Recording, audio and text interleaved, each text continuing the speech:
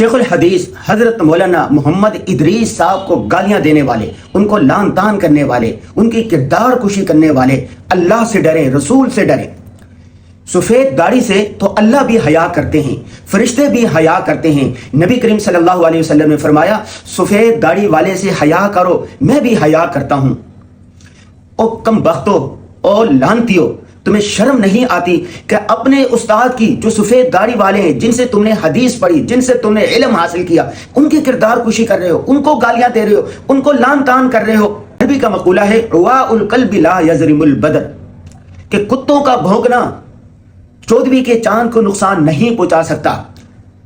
ان لوگوں کا، ان طلبہ کا، ان شاگردوں کا، ان جاننے والوں کا، ان معتقدین کا شیخ ادریس پر بھونکنا ان کو نقصان نہیں پہنچا سکتا، لیکن وہ اپنی آخرت تباہ کر رہے ہیں، اپنی دنیا تباہ کر رہے ہیں۔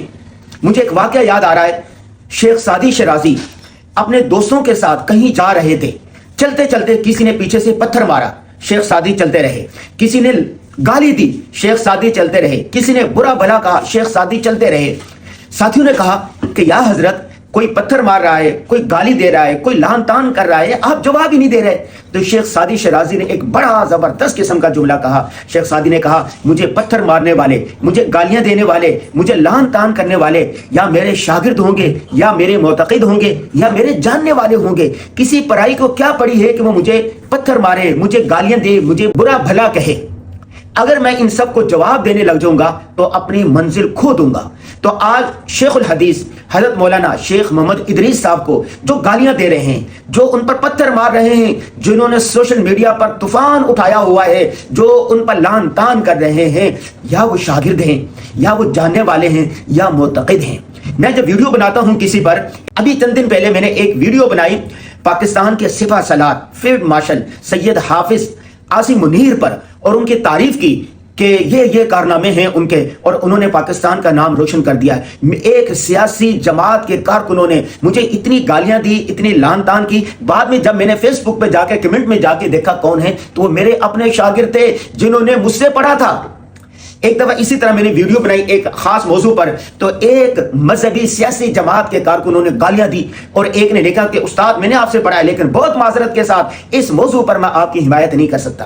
ایک دفعہ ایران بارے میں، پاسداران کے بارے میں نے لکھا اور ویڈیو بنائی کہ بھائی جو کچھ بھی ہے انہوں نے امریکہ اور اسرائیل کے خلاف زبردست قسم کی مزاحمت کی ہے۔ تو اس جماعت کے کارکنوں نے ہمیں اتنی گالیاں دی، اتنا برا بھلا کہا، اتنی لعن طعن کی۔ یاد رکھیں اپنے استاد کو برا بھلا کہنے والے، اپنے استاد پر لعنت کرنے والے، اپنے استاد کی گستاخی کرنے والوں کا انجام بڑا سخت ہوتا ہے، انجام بڑا خوفناک ہوتا ہے۔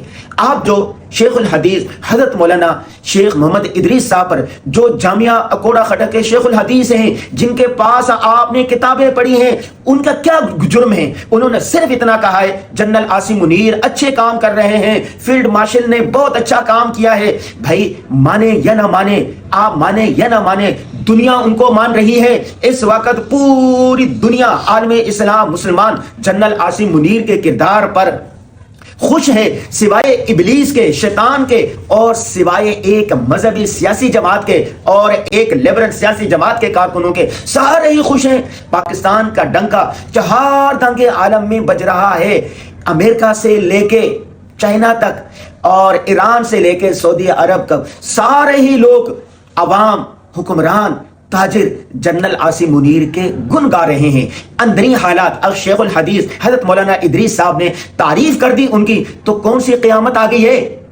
مولانا طارق جمیل صاحب نے کتنی مرتبہ جنرل باجوہ کی تعریف کی، اسی طرح شیخ الاسلام حضرت مفتی محمد تقی عثمانی صاحب نے کتنی مرتبہ فوجیوں کی تعریف کی، جنرل ضیاء الحق کے ساتھ کتنا ان کا تعلق تھا۔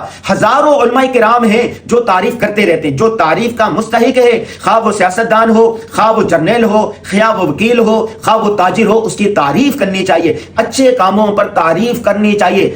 जनरल आसिम मुनीर ने चूंकि बहुत अच्छे काम किए हैं, पाकिस्तान को मुहरानों से निकाला है, जब सारे ही उसकी तारीफ कर रहे हैं, इसमें अगर शेख उल हदीस शेख मौलाना इदरीस साहब ने जनरल साहब की तारीफ कर दी है तो आपको क्यों चुमुने लड़ रहे हैं? आपको क्यों तकलीफ हो रही है? आपको खुश होना चाहिए। याद रखें, जो शेख इदरीस साहब को गालियां दे रहे हैं, बुरा भला कह रहे हैं, वो अपनी आखिरत तबाह कर रहे हैं। उनको चाहिए कि अपने इस रवैये पर नजर सानी करें, अल्लाह से भी माफी मांगे और शेख इदरीस साहब से भी माफी मांगे।